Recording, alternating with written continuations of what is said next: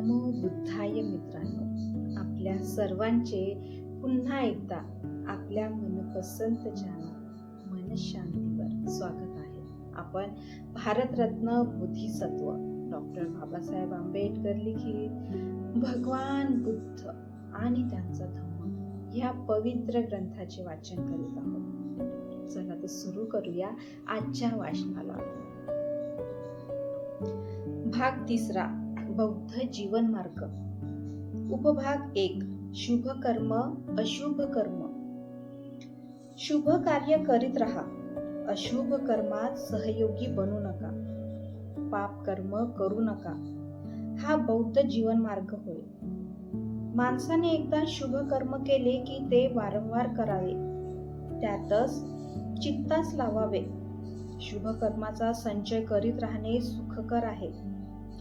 शुभ कर्माबाबत असा विचार करू नका की ते मला साधणार नाही. थेंबा थेंबाने मडके भरते, त्याचप्रमाणे थोडे थोडे करता करता बुद्धिमान माणूस पुष्कळ शुभ कर्मे करू शकतो.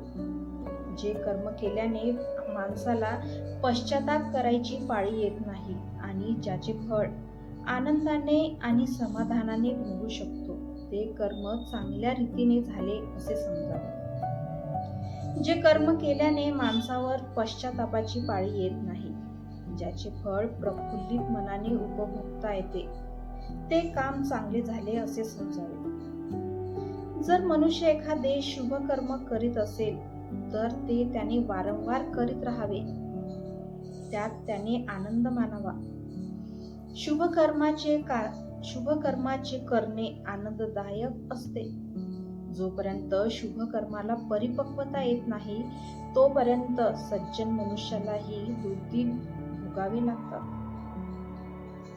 परंतु त्याचे शुभ कार्य परिपक्व झाले की त्याला चांगले दिवस दिसू लागतात.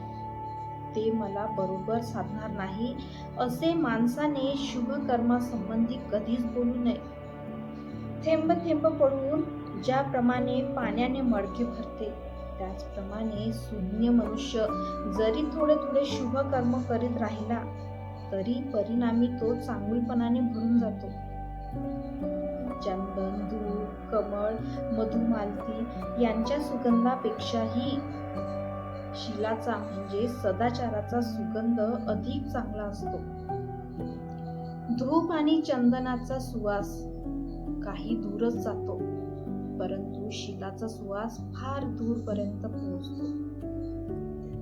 अकुशल कर्माला शूद्र समजू नका. अकुशल कर्माविषयी असे समजू नका की ते मजकडून घडणारच नाही. थोड्या थोड्यानेच जलकुंभ भरते. तद्वतच अल्प स्वल्प अकुशल कर्म केल्याने अकुशल कर्म संचयित होत असते. कोणतेही असे कर्म करू नये ज्याच्या योगाने मागाहून खेद होतो किंवा खंत वाटते आणि ज्याचे फळ भोगताना अश्रू ढाळावे लागतात. जो कोणी मनुष्य दुष्ट मनाने बोलतो किंवा काम करतो, तर ज्याप्रमाणे गाडीच्या बैलाच्या पायामागून गाडीचे चाक धावत असते, त्याप्रमाणेच अशा माणसाच्या मागे मागे दुःख धावत राहते. पाप कर्म करू नका, वाईट मार्गाने जाऊ नका, मिथ्या कल्पना उराशी बाळगू नका. परिपूर्णतेकडे जाण्याची त्वरा करा, वाईट विचारांचे दमन करा. जो शुभ कर्मात मागे राहतो त्याचे मन हळूहळू पापामध्ये रममान होते. जे कृत्य केले असताना खेद वा खंत वाटते, त्याचे फळ भोगताना अश्रू ढाळावे लागतात आणि शोक करावा लागतो, ते काम करणे इष्ट नव्हे. पाप कर्म करणाऱ्याला सुद्धा जोपर्यंत त्याची पापे पक्व होत नाही तोपर्यंत सुख दिसत नाही, परंतु ज्यावेळी त्याची पापे परिपक्व होतात त्यावेळी त्याला दुःखच मिळते. अकुशल कर्माला तुच्छ लेखू नये आणि असे समजू नये की ते मजपर्यंत येऊन भिडणार नाही. थेंबा थेंबाने भांडे भरते. अगदी अल्प अल्प दृष्ट कृत्ये करता करता मूर्ख मनुष्य पापमय होऊन जातो.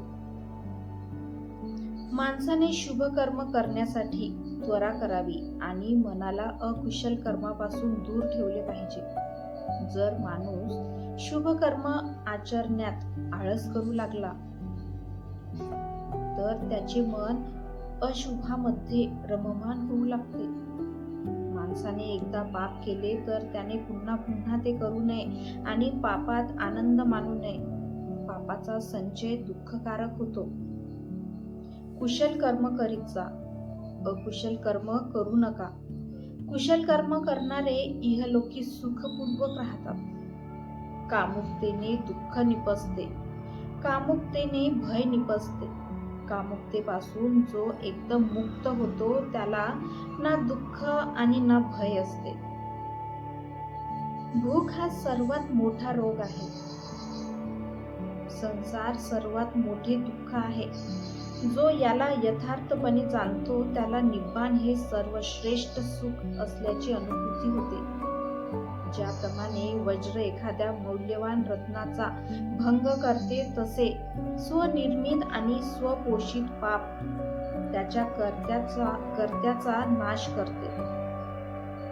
स्वयं उत्पन्न पाप कर्म करणाऱ्याचा ते कर्मच अशा प्रकारे नाश करते ज्याप्रमाणे मूल्यवान मणीचा देखील वज्र चुराडा करते. ज्याप्रमाणे वृक्षाला वेढणारी लता वृक्षाला खाली ओढते त्याप्रमाणेच ज्याच्या अंगी अतिशय दुष्टपणा असतो तो त्याच्या शत्रूलाही आनंद वाटावा अशा अधोगतीला स्वतःला नेऊन पोहोचवितो. दुष्कृत्ये आणि स्वतःला मारक ठरणारी कृत्ये माणसाला सहज करता येतात, परंतु जी उपकारक आणि हितकारक कृत्ये असतात ती मात्र करायला कठीण असतात.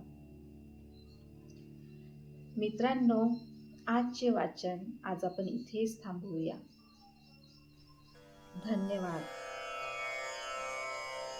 तेरा मंगले, तेरा मंगले, तेरा मंगले होय रे.